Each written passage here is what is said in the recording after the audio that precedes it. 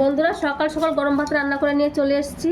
এই দেখো ভাতে দিয়েছি, সেদ্ধ ভাত করেছি আর কি, আলু সেদ্ধ আর এই যে ভেন্ডি সেদ্ধ। আমরা তো ভেন্ডি বলি, তোমরা কি বলো? ঢেঁড়স বলো? ঢ্যাঁড়স বলে অনেকে, ঢেঁড়স বলে, আমি তো ভেন্ডিই বলি। চলো অনেকগুলো দিয়েছি। সকালের ভাতে ভেন্ডি সেদ্ধ খেতে ভালো লাগে।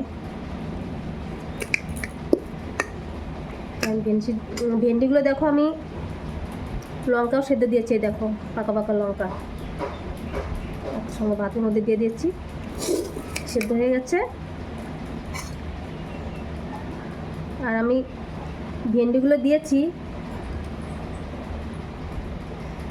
মানে ভেন্ডিগুলো যে বোটাগুলো আমি ছাড়াইনি, বোটাগুলো কাটিনি, এভাবে বোটাগুলো শুদ্ধ দিলে পরে না এই নালানি একটা ভাব থাকে, লোদা লোদা যে হয় ওইটা একটু কম হয়। এই দেখো গোটা দিয়েছি, ধুয়ে নিয়েছি ভালো করে, ধুয়ে এরকম দিয়ে দিয়েছি। এখন আমি যে এই থালার এরকম করে এখন কেটে নেবো। দেখো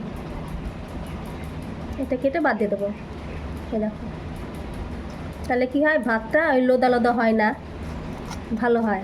এই দেখো এই যে ভেন্ডি সেদ্ধ হয়ে গেছে। তো আমি ভেন্ডি সেদ্ধ দিলে আমি ওই গোটাগুলো কাটি না, আমি এভাবে দিই।